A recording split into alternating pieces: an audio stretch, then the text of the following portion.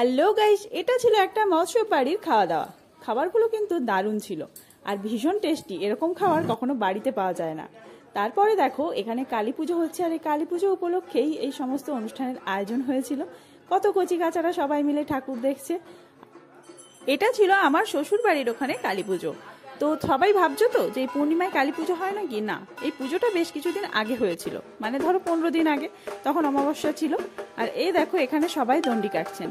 এই যে দণ্ডি কেটেছেন, ওনাদের মানসিক ছিল। তোমরা যারা আমার পেজে নিয়মিত ভিডিও দেখো তারা অনেকেই দেখেছো নিশ্চয়ই, আমি এই টাইমে লাইভ করছিলাম, কিন্তু ওখানে এতটাই নেটওয়ার্ক প্রবলেম ছিল যে লাইভটা বারবার কেটে যাচ্ছিল। তাই জন্য আমি তখন ভাবলাম না, কিছুটা ভিডিও করে নিই। লাইভ যেহেতু হচ্ছে না, লাইভ বারবার কেটে যাচ্ছে, তাই ভিডিও করে নিয়েছিলাম। সত্যি বলতে দণ্ডি কাটা আমি অনেক দেখেছি, তবে সমস্ত জায়গায় ভীষণ ভিড় হয়ে থাকে, যে কারণে ভালোভাবে ভিডিও করতে পারি না। আমি দাসপাড়ার পুজোতেও এরকম দণ্ডি কাটা দেখেছিলাম, বাট সেখানে এতই ভিড় ছিল যে ভিডিও করব বা ভিডিও করে দেখাবো সেই সমস্ত কিছু সুযোগ ছিল না। আর এখানে যেহেতু অনেকটাই ফাঁকা আমাদের পুজো, তাই জন্য অনেক ফাঁকায় আমি ভালোভাবে ভিডিও করতে পেরেছিলাম, তাই তোমাদের সাথে শেয়ার করলাম। আর হ্যাঁ, বেশ কিছুদিন ভালোই গরম পড়েছে, তাছাড়াও আমি বেশ কিছু কাজে ব্যস্ত ছিলাম, তাই ভিডিও বানানো হয়নি। এবার থেকে রেগুলার ভিডিও আসবে। সবাই সুস্থ থেকো, ভালো থেকো। আমি খুব তাড়াতাড়ি নতুন নতুন ভিডিও নিয়ে আসছি।